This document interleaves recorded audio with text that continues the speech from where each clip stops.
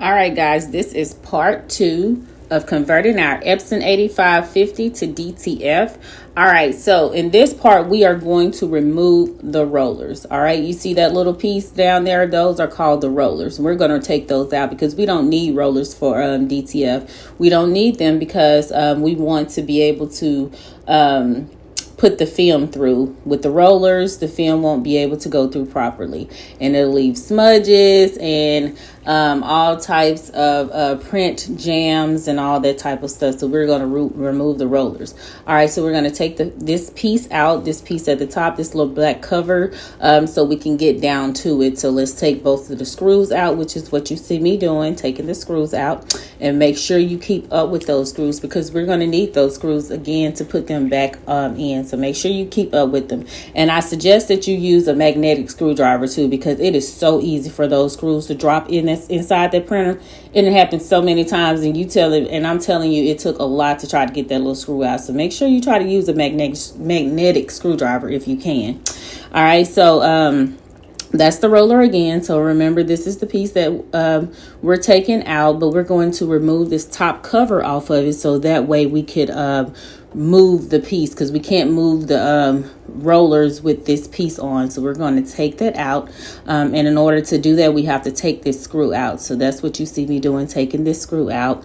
It's kind of hard to hold this phone and try to take this screw out at the same time, so I'm doing the best I can because I want y'all to get a good visual of what I'm doing. So again, I'm removing that screw off that top gray piece that's sitting on top of the rollers. All right, so that's the screw that came out. We're going to put it over to the side.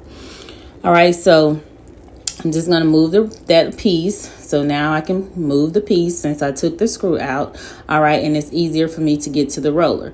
All right, so what we want to do is we want to pull the roller out. So we want to pull it straight out. So you're standing to the side of the printer, right? And you want to move it, pull it straight out, like straight back. So pull it straight back. All right, I'm going to move the print head a little bit, and now we want to like pull it close to us. So we want to pull it up. Now we want to pull it to us, close to us, and we want to kind of jack it. You're going to have to kind of jack it because it's going to be a hard pull. It's kind of hard to get out, and it's feel like you're breaking your printer, but you're just actually breaking that little piece off to pull it out. So remember, you are pulling it out, and you are pulling it towards you, like giving it a little yank to pull it on out. So that's the hardest part about converting this printer, is to make sure we get those rollers out properly. All right, so now we're going to put it back in.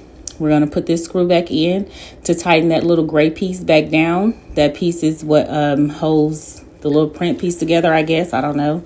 But whatever it's for, we're going to make sure we put that piece, put the screw back in there, because we don't want anything loose, anything moving while we are trying to print.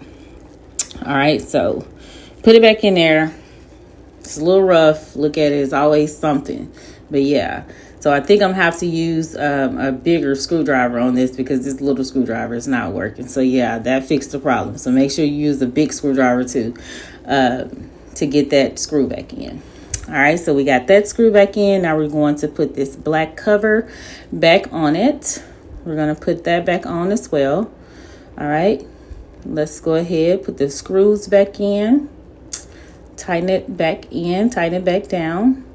So yeah, this was pretty much like the hardest part of converting the printer, is making sure that we got the rollers out of the printer. My next step is I'm going to add the sys tank to this. Now, if you're not adding a sys tank, because you still can print without adding the sys tank, so if you're not doing that, then you're going to have to wait to the next 2 to 3 videos, because that will be a process as well, adding the sys tank. But yeah, so we remove the rollers out, and it's ready to convert, or ready to start printing once we have everything set up. But like I said, I am going to add the sys tank in my next video. So this is part 2, removing the rollers of converting our Epson 8550 to DTF. So if you have any questions, leave them in the comments. I don't mind asking them. So let's plug this back up to make sure we're still good.